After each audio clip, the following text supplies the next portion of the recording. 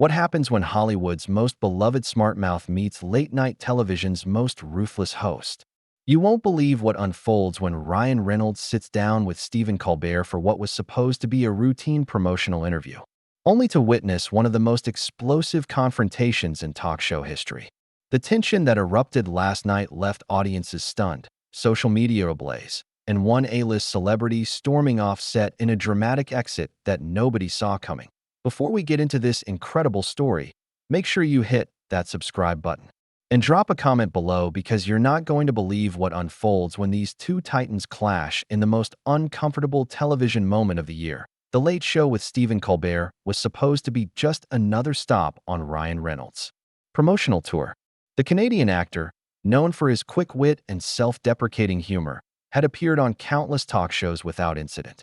But from the moment he walked onto Colbert's stage, something felt different.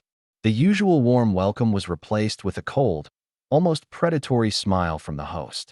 "Ryan Reynolds, everybody," Colbert announced with his signature theatrical flair, but there was an edge to his voice that seasoned viewers immediately picked up on.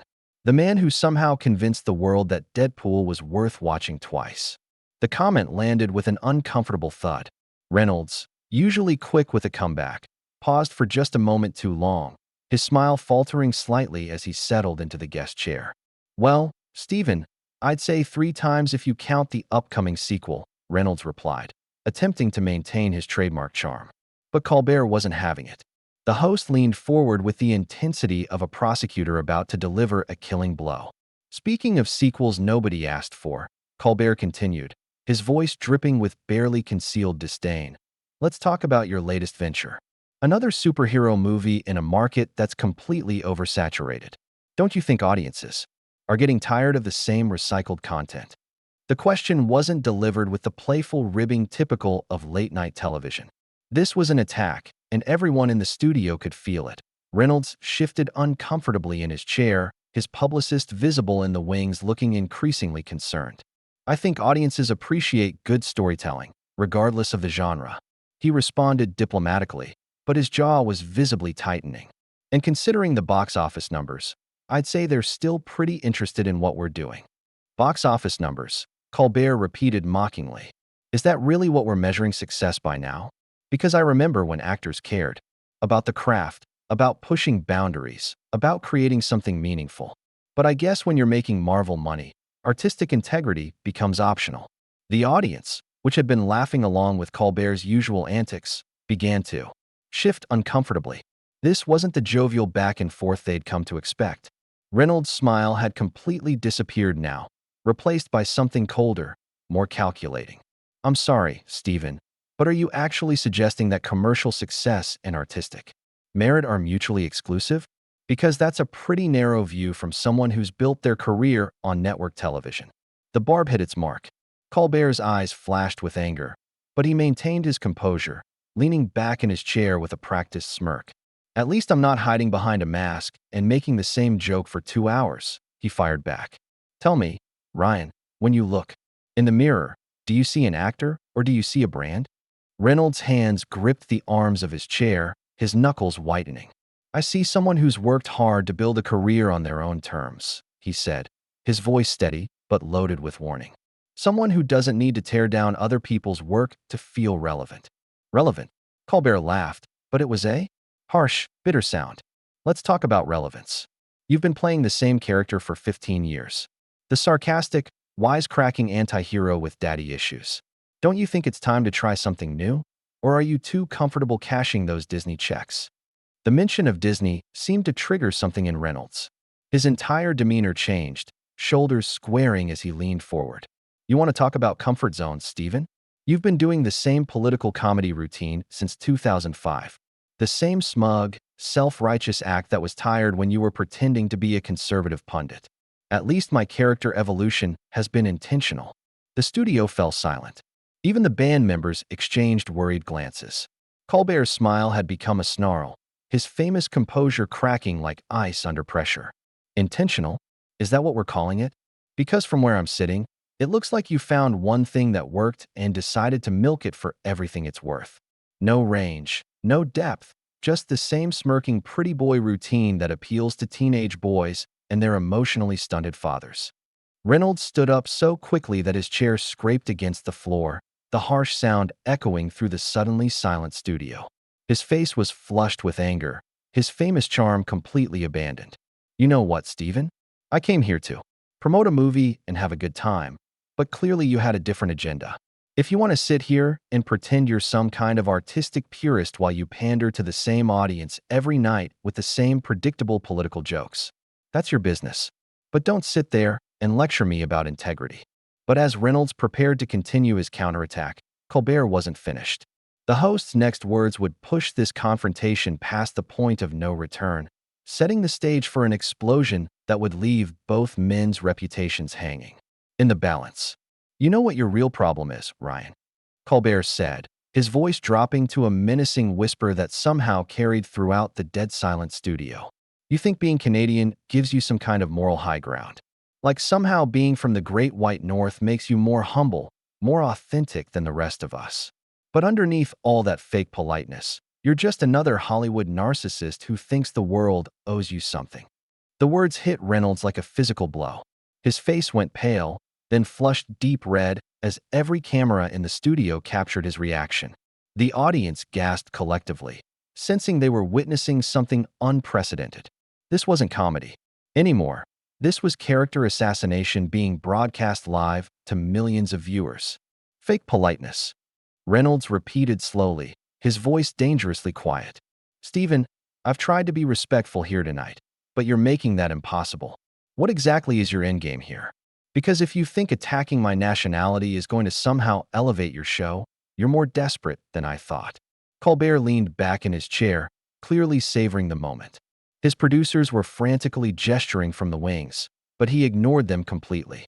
Desperate? That's rich coming from someone who had to buy his own studio just to get his movies made. Tell me, how many projects got greenlit because Ryan Reynolds was attached? And how many got greenlit because Ryan Reynolds was paying for them? The question was a low blow, referencing Reynolds' well-known struggles to get certain passion projects funded in Hollywood. Reynolds' hands were shaking now, whether from anger or adrenaline. It was impossible to tell. At least I'm willing to put my money where my mouth is instead of hiding behind a network and a team of writers, he shot back.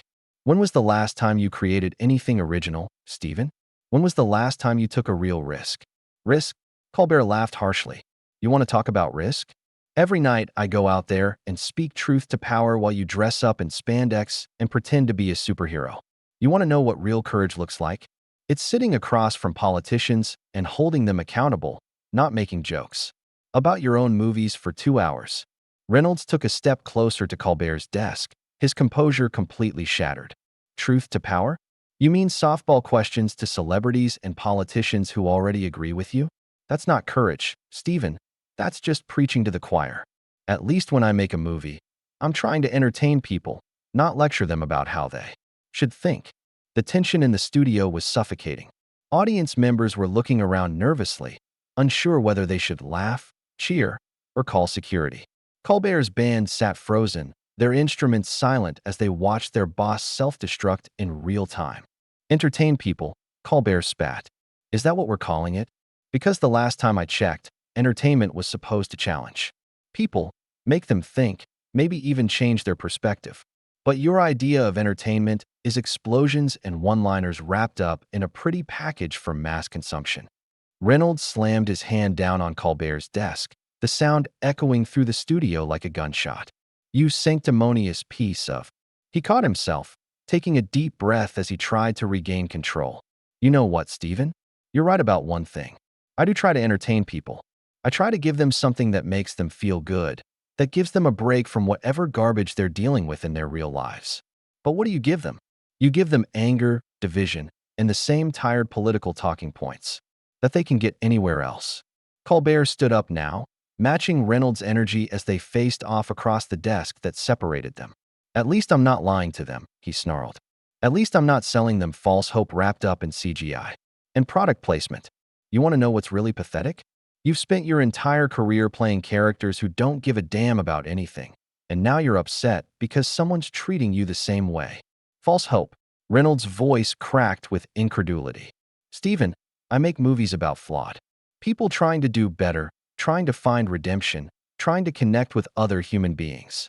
But apparently, that's not meaningful enough for the great Stephen Colbert, who thinks the only way to matter is to tear other people down on national television. The host's face twisted into something ugly, all pretense of entertainment abandoned.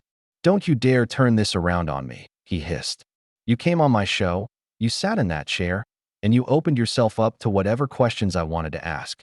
If you can't handle the heat, maybe you shouldn't have agreed to the interview." Reynolds looked around the studio, taking in the shocked faces of the audience, the nervous crew members, the cameras that were capturing every moment of this career-defining meltdown. When he turned back to Colbert, his expression had changed completely. The anger was still there, but it was controlled now, focused into something much more dangerous.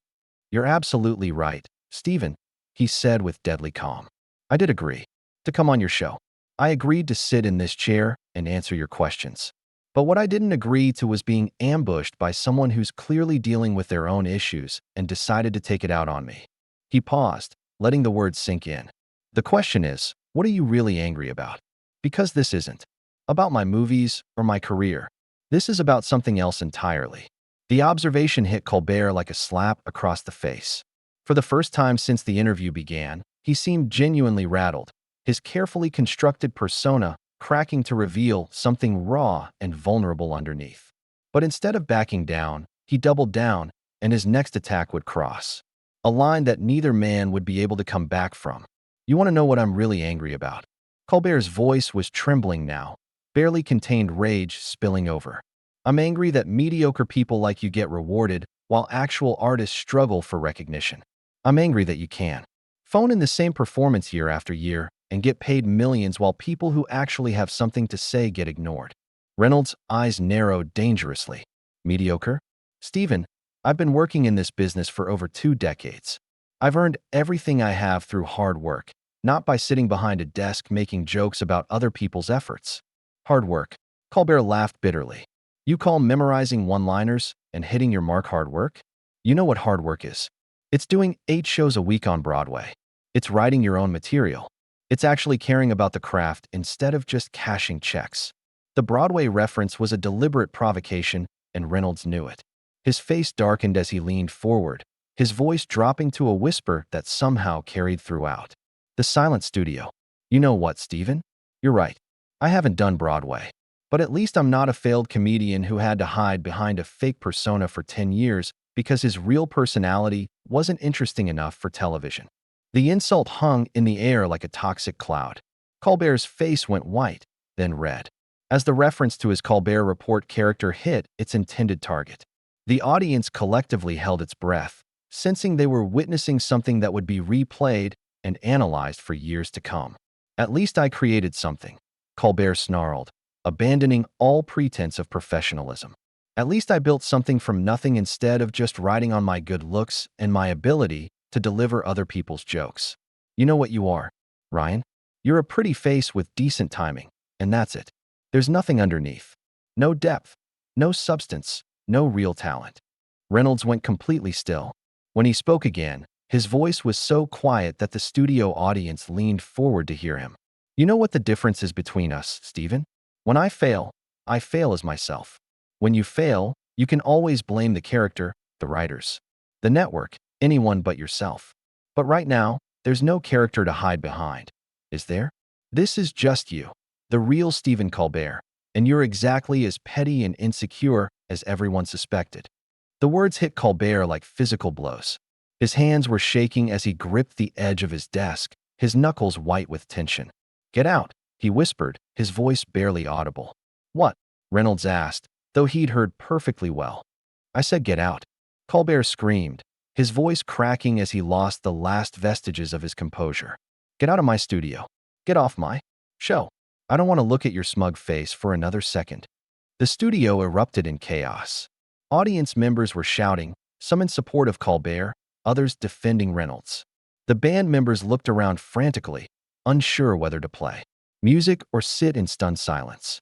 Producers rushed onto the stage, trying to restore order, but both men ignored them completely. Reynolds stood up slowly, his movements deliberate and controlled. He straightened his jacket, ran a hand through his hair, and looked directly into the camera. Ladies and gentlemen, I apologize that you had to witness this. This isn't what I came here to do tonight. Don't you dare apologize to my audience. Colbert shouted, pointing an accusatory finger at Reynolds. Don't you dare try to make me look like the bad guy here. You came on my show, you disrespected me, and now you want to play the victim? Reynolds turned back to face Colbert, his expression calm, but his eyes blazing with controlled fury. Stephen, I came here to talk about my work, to have a conversation, maybe share a few laughs. But you turned this into something ugly, something personal, something that neither of us can take back. I don't know what's going on in your life that made you think this was acceptable, but I genuinely hope you figure it out. The grace of the response seemed to infuriate Colbert even more. Don't you condescend to me, he screamed. Don't you stand there and pretend you're taking the high road. You're just as responsible for this as I am. Reynolds shook his head sadly. No, Stephen, I'm not. I responded to your attacks, but I didn't start this. You did, and everyone watching tonight saw exactly how it happened. He turned toward the exit, then paused. You know what the really tragic part is? You're actually talented. You're smart. You're funny. You have something valuable to offer. But right now, you're throwing it all away because you can't handle the fact that someone else might be successful too. The observation cut deeper than any insult could have. Colbert's face crumpled for just a moment, revealing the pain and insecurity underneath his anger. But then the mask slammed back into place, harder than before. Get out, he screamed again, his voice hoarse. Just get out. Reynolds nodded once, a gesture of finality that somehow felt more damning than any parting shot could have been. He walked off the stage with his head held high, leaving behind a studio full of shocked faces and a host whose career would never be the same as the curtain fell on one of the most explosive confrontations in television history. The audience sat in stunned silence, processing what they had just witnessed. In the space of 20 minutes, two careers had been forever altered, and millions of viewers had seen exactly what happens when professional facades crumble and raw human emotion takes over. The show cut to commercial, but the damage was already done. Social media exploded with reactions. Clips went viral within minutes, and the entertainment industry began picking sides in a conflict that would define both men's legacies. Ryan Reynolds had walked away with his dignity intact, while Stephen Colbert was left alone on his stage, facing the consequences of his own actions and the realization that some lines, once crossed, can never be uncrossed.